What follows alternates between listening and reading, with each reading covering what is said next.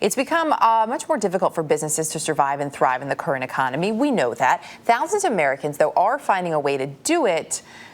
They're just doing it 8,000 miles away. Yeah, it's not just the Chinese who are making it big in China. CBS News business and economics correspondent Rebecca Jarvis here with that story as we continue this series of business overseas. How are you? Hey guys, this is a really interesting one. Good morning. For some American entrepreneurs, it's the only way they say they can live the American dream, traveling halfway around the world to take advantage of China's vast manufacturing resources. And on our recent trip to China, we spoke with one American businessman who says his company and all the people it employs right here in the United States wouldn't exist if not for China.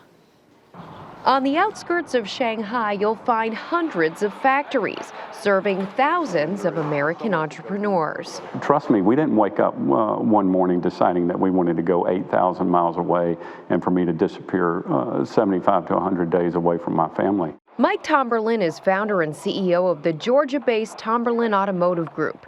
His company employs about 100 people back home, but has access to an entire assembly line of workers in China. So we work together. They also invest a lot into the factory. Tomberlin's Chinese partner, Dong Li, owns 10 manufacturing plants like this one all over China. The former teacher now employs over 15,000 people, from technicians to engineers. We need to use the skilled people and the experienced people to work here. Otherwise, the quality will be a problem. What would it cost you to manufacture a vehicle like that in the United States versus doing it here? There's not any real price advantage to us, but it's because our volume and our size is such that we cannot justify the manufacturing construction. So really, this is a matter of infrastructure for you. It's a matter of access to manufacturing. I could not personally afford to build a manufacturing facility. Parts arrive from all over the world, some made in America to be assembled at this factory in China. It's a fairly common practice, and during our visit, Hummers were seen coming down a line opposite Tomberlin's car. And that takes a certain risk off your shoulders. No doubt about it, and very, very scalable. So then we can focus on what we do best, which is developing the brand and the channel. That channel or workflow allows Tomberlin to manufacture the amount he needs and to ship to locations where his cars are sold. Bunch of receipts on this one? Like this dealership outside Orlando, Florida. Sales for Tomberlin's electric vehicles have been brisk, though he says his company is still too small to move manufacturing to the United States, but maintains the ideas are completely homegrown. Would you call yourself an American company? Oh, absolutely. An American company that owns the brand and channel is, to me, far more important than just having 20 people turn wrenches somewhere in Arkansas.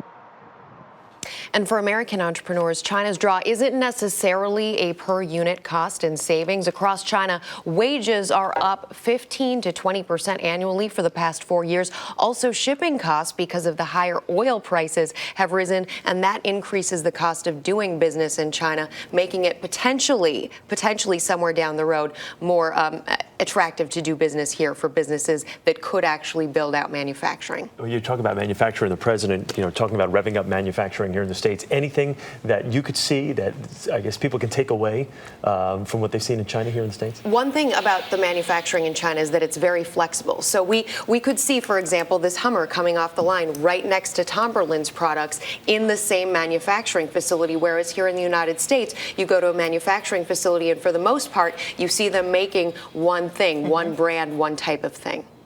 So there you go. More things under one roof. And then you get people together to pay to build it, which may solve one of his other problems. Becky, thanks.